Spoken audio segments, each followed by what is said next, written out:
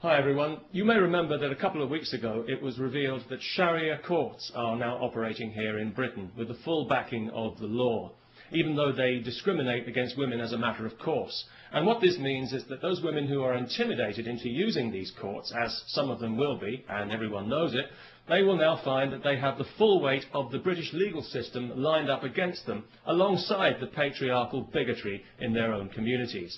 Those women who are cheated out of their just entitlement in these places, as some already have been, will find that they have no recourse to the real law to put things right. In other words, we are now accommodating Saudi Arabian legal principles here in Britain, just as we accommodate their corrupt business practices and their threats against our national security when we try to investigate them. If you live in Britain and if you think these courts are a bad idea, please sign the petition to which I have linked, asking that they be abolished and that this poison be removed from our society and that we revert to the rule of civilised law with equal rights for all, if that's not too much trouble.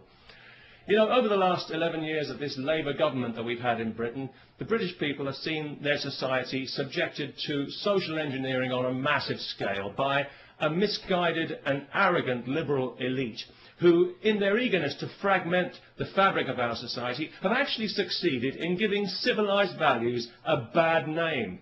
Tolerance and diversity are good things on paper. I'm sure we'd all vote for tolerance and diversity, but in practice they've become a nightmare of doublethink and lies, where the most unreasonable people in society are encouraged at every turn to be even more unreasonable.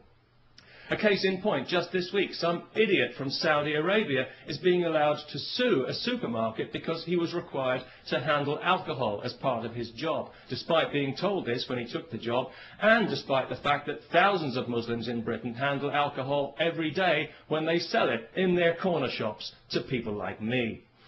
I do find it quite ironic that Islam forbids intoxication when you consider how many Muslims are seemingly so intoxicated by their religion, especially in Saudi Arabia. So it was no surprise to me to hear that this idiot was from Saudi Arabia, because I think we all know that that entire country is mentally ill.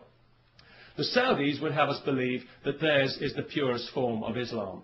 Well, I don't know about that, but it's certainly the nuttiest form. It's barking mad, if you'll pardon the canine metaphor, and it's pig ignorant, even if you won't. It's got to be just about the nastiest belief system on this faith-obsessed planet, and it's a cowardly one as well, enforced by cowardly men who are afraid of women and whose only language is ultimately violence. They're absolutely pathetic, and history is already laughing at them.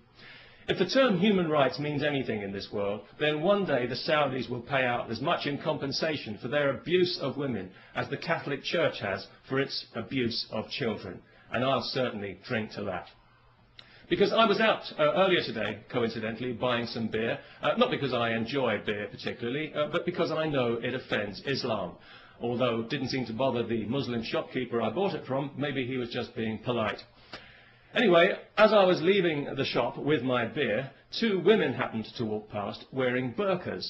Nothing too unusual about that, not anymore, not in London anyway, and nobody really paid it much attention, apart from one small child who I overheard describing them to her mother as letterbox ladies, which I thought was actually quite inventive and rather charming. But of course it was also deeply offensive, so we had the child put to death.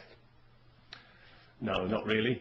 But it was lucky that neither of the women actually heard the offensive and insulting remark, because obviously each of them had her head encased in a cloth sack. So that was good, because it meant that the police didn't have to be called, no human rights people needed to get involved, and nobody required any financial compensation for hurt feelings, which I thought made a very pleasant change indeed. And of course, as a result, we didn't have to listen to any propaganda sound bites from some Islamist Saudi shill at the Muslim Council of Britain. So all in all, it worked out for the best. And it just goes to show that these things don't always have to end in tears.